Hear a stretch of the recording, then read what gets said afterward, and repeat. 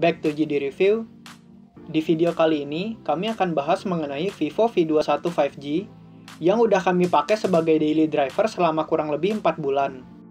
Ini merupakan salah satu smartphone 5G paling awal yang hadir di Indonesia beberapa bulan lalu. Ada banyak banget hal menarik yang kami temukan selama menggunakan smartphone yang satu ini, namun ada juga beberapa drawback atau bug yang cukup unik. Pertama-tama soal impression. Unit yang kami beli adalah warna dust blue, kelihatan premium, dan memiliki karakteristik yang agak serius. Kalau kalian lebih suka dengan gaya warna yang fun dan dinamis, ada juga warna sunset dazzle yang gak kalah cakep. Salah satu drawback yang menurut kami cukup serius adalah build quality-nya, yang dimana frame dan back cover-nya terbuat dari plastik. Bagian layar depannya pun gak menggunakan Gorilla Glass. Dari situ kami langsung ngerasa kalau Vivo terlalu ngegampangin soal build quality dengan memilih untuk menekan production cost pada aspek yang satu ini, demi meningkatkan aspek-aspek lainnya. Tapi, semua pandangan skeptis kami langsung hilang begitu kami pegang langsung unitnya. Finishingnya rapi banget, berasa kayak HP mahal, sisi framenya dibuat agak datar dan flat ala-ala iPhone, tombol powernya dibuat dengan tekstur gerigi, bagian bodi belakangnya halus banget dan nggak fingerprint magnet. Dan kalau bukan karena baca technical spec-nya, pasti orang nggak akan nyangka kalau Vivo V21 5G ini memiliki frame dan bodi dari bahan plastik. Nice and cool touch from Vivo. Keren. Kami juga suka banget dengan bentukan kamera island yang minimalis seperti ini. Beda dari yang lain dan kelihatan misterius. Bobot bodinya ringan dan tipis banget, dan karena saya pribadi seneng dengan HP yang tipis, clear soft case yang dikasih oleh Vivo nggak saya pakein, karena bikin HP ini jadi nambah tebel. Untuk bagian display, bezel di setiap sisinya cukup tipis, notch-nya minimalis, dan dagunya juga nggak ngeganggu, bikin viewing experience-nya makin enak, baik untuk scrolling atau watching. Di bagian atas nggak ada LED notifikasi, namun ini bukan menjadi masalah mengingat efek notifikasi dari layar AMOLED-nya udah cukup menggantikan LED notifikasi yang biasa ada di dekat earpiece. Layarnya berukuran 6,4 inch, menggunakan panel AMOLED dengan resolusi Full HD+, dan refresh rate 90 Hz, serta fitur HDR10+ dan HDR HLG support. Kami suka banget dengan display capabilities dari Vivo V21 5G ini. Refresh rate 90 Hz-nya smooth banget untuk browsing, HDR10+-nya keren banget untuk nonton video yang support HDR, dan panel AMOLED-nya menampilkan kontras warna yang baik dalam segala situasi, termasuk gaming. Ada 3 pengaturan refresh rate yang tersedia, yaitu 90 Hz, 60 Hz, dan Smart Switch. Saya pribadi lebih suka stick to 90 Hz, karena 2 hal utama. Yang pertama adalah mode Smart Switch hanya menjaga refresh rate 90 Hz di beberapa kondisi, seperti home screen dan Instagram. Tapi begitu kita buka aplikasi seperti galeri, game, dan aplikasi-aplikasi e-commerce, refresh rate-nya langsung berubah ke 60 Hz, yang menurut kami bukan benar-benar Smart Switch dan butuh beberapa perbaikan. Alasan kedua adalah, mode 90 Hz ini malah lebih baik dalam meng-adjust refresh rate. Untuk semua aplikasi dan beberapa game, semua refresh rate tetap pada 90 Hz. Dan begitu kita memutar video, baik itu melalui galeri ataupun YouTube, sistem akan langsung meng-adjust refresh rate-nya ke 60 Hz. Singkat kata, mode 90 Hz ini masih lebih smart dibanding Smart Switch itu sendiri. Dan bagi user yang ingin tampilan smooth, kami anjurkan untuk stick dengan mode 90 Hz.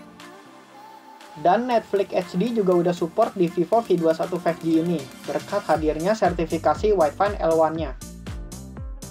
Untuk using experience, Vantage OS 11 yang didevelop Vivo untuk V21 5G menurut kami cukup seamless. Dan pilihan customization-nya yang benar-benar banyak banget. Malah lebih banyak dari MIUI Xiaomi yang saya tahu.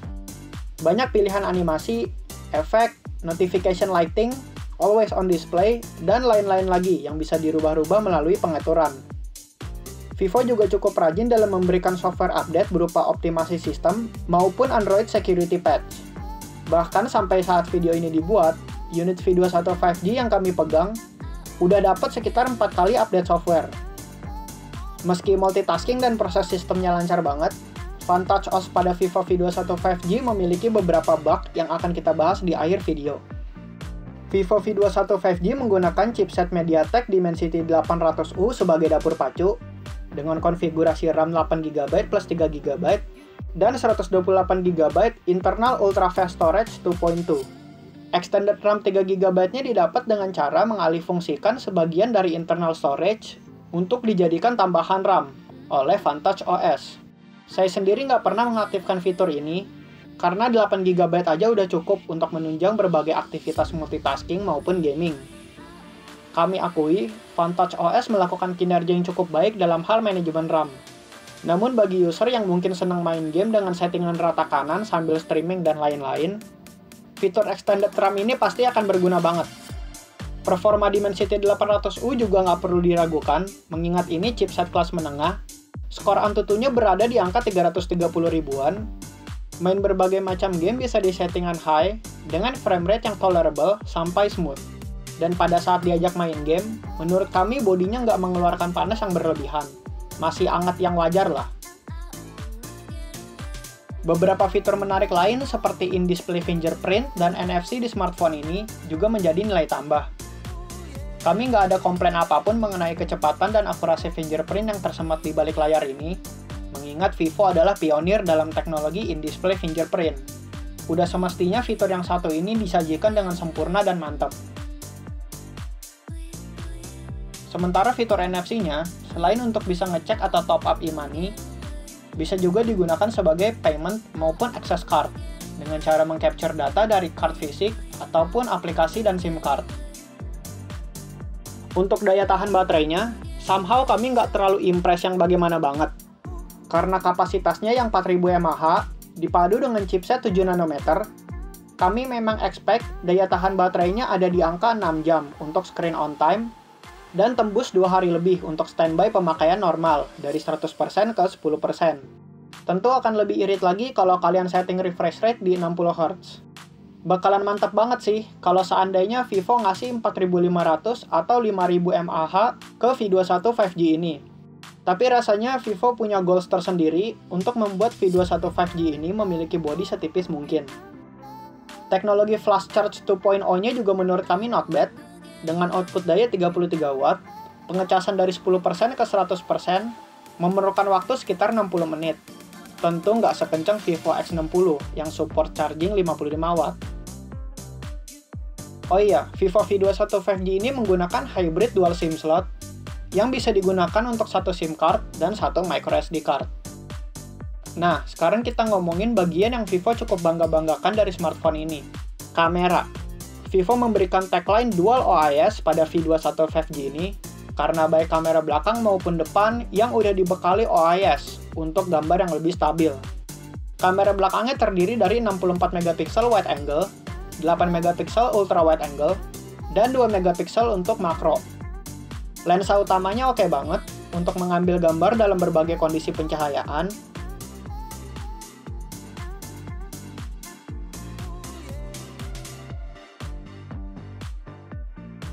Foto yang dihasilkan cukup crisp dan rich in detail, berkat sensor 64 MP dengan teknologi 4-in-1 pixel, sehingga menghasilkan foto dengan ukuran 16 MP yang cakep dan nggak banyak makan storage.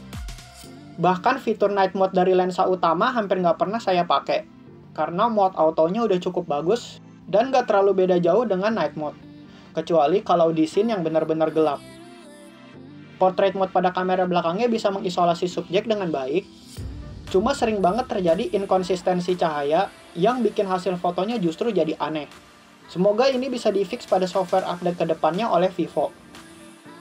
Untuk hasil video kamera belakang, menurut kami cukup oke dalam kondisi pencahayaan yang cukup, meski warnanya agak pucat. Dalam kondisi malam hari, hasil videonya juga nggak buruk, namun ada beberapa noise yang present. OIS-nya bekerja dengan baik dalam melakukan stabilisasi, dan mode super anti-shake bisa membuat frame lebih stabil lagi dalam keadaan sambil jalan.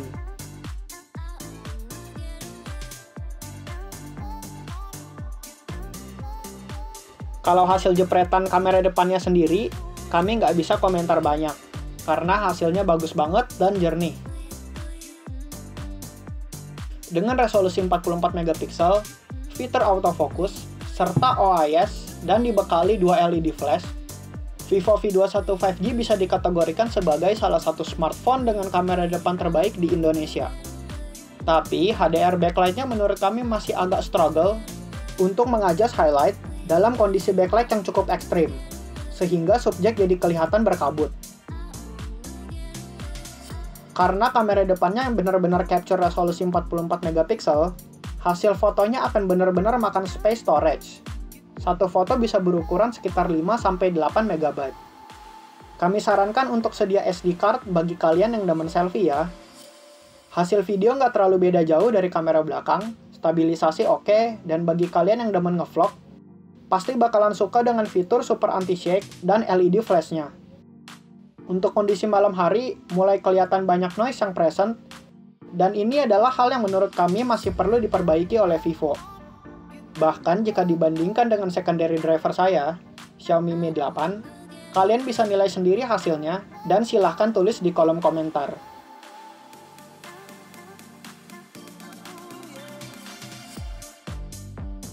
Dan gak cuma kamera belakang, kamera depan dari Vivo V21 5G ini juga udah support 4K recording loh ya. Sebenarnya banyak banget yang mau kami bahas dari kameranya, tapi supaya video review ini jadi nggak kepanjangan, mungkin akan kami bahas segmen kamera tes Vivo V21 5G di video terpisah. Kualitas audio yang dihasilkan dari Vivo V21 5G nggak ada yang spesial, ataupun fitur-fitur menarik. Sejauh yang bisa kami amati, suaranya benar-benar B aja, dan dalam level volume yang tinggi mulai agak sedikit cempreng dan pecah. Terakhir yang ingin kami bahas dari Vivo V21 5G ini adalah beberapa bugs yang kami temukan selama pemakaian. Yang pertama adalah jaringan 4G-nya yang suka anggot-anggotan. Cukup sering saya ngalamin di mana smartphone ini nggak bisa melakukan connection, baik download atau upload. Layaknya kita lagi matiin mobile data, padahal signal full bar dan icon 4G-nya masih ada. Hanya saja nggak ada icon aktivitas koneksi. Gangguan ini berlangsung cukup lama, bisa sampai 10 menitan, dan biasa akan solve kalau saya melakukan restart jaringan, atau mengganti mode jaringan menjadi 3G. Setelah beberapa kali update software pun, masalah ini masih kami rasakan, sampai pada saat video ini dibuat. Kalau dari kalian ada juga yang merasakan gangguan ini, silahkan sharing di kolom komentar. Yang kedua adalah galeri yang terkadang kesulitan memperlihatkan preview foto yang baru aja di-take. Loadingnya cukup lama, dan ini bukan karena fotonya belum selesai diproses, karena kalau saya back ke kamera dan coba buka lagi previewnya, loadingnya langsung hilang. Yang ketiga adalah aplikasi iManager-nya Vivo yang kurang optimal dalam memanage background app permission. Beberapa app yang sengaja saya setup supaya nggak running di background proses, nyatanya masih running, dan sering memberikan push notification yang mengganggu dan memakan daya baterai. Bahkan notifikasi runningnya app-app ini diberitahukan oleh si iManager-nya itu sendiri. Semoga Vivo juga bisa fix hal ini di update berikutnya. Yang keempat adalah soal random wake up screen. Ini sih bukan hal yang ngeganggu gimana banget, cuma saya jadi kayak berasa di prank aja sama ini smartphone. Dikira ada notif, ternyata nggak ada apa-apa. Screen-nya juga suka on sendiri pada saat kita charge dalam keadaan mati, dan kita off-kan saklar stop kontaknya tanpa mencabut kabelnya dari smartphone. Pernah sekali waktu saya sengaja matikan, lalu cas sebentar, dan sebelum tidur saya matikan saklarnya, dan ternyata V21 5G ini menampilkan logo charging sampai pagi.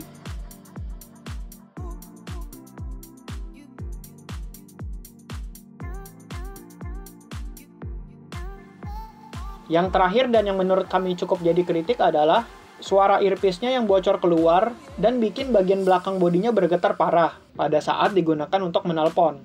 Hal yang satu ini nggak bisa dikategorikan sebagai bug, tapi lebih ke build design aja yang mungkin kurang oke. Suara earpiece-nya bahkan bisa jadi loudspeaker kalau volume call-nya di fullin. Selamat datang di Customer Service XL. Good afternoon. Welcome to XL Customer Service.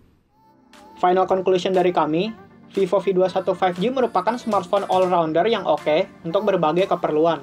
Display cakep, performa kenceng, kamera nggak ngecewain, terutama kamera depannya. Tapi dengan beberapa drawback yang udah kami mention, menurut kami MSRP 5.799.000 agak kemahalan. Dan dengan budget segitu atau nambah sedikit, kalian bisa dapat smartphone brand lain yang segala aspeknya sama baik, dan drawback yang lebih sedikit. Kalau aja dulu Vivo membuka MSRP di kisaran 5.300.000-an atau lebih rendah, kami bisa dengan yakin berkata bahwa Vivo V21 5G ini sangat worth untuk dibeli. Tapi mengingat umurnya yang udah sekitar 6 bulanan, harusnya kalian bisa dapetin Vivo V21 5G ini dengan harga yang lebih rendah dari harga MSRP pas launching. Sekian pembahasan long-term review Vivo V21 5G dari kami. Thank you for watching. Jangan lupa subscribe jika kalian suka, dan leave a comment jika ada pertanyaan. Stay curious, and we'll see you in the next video.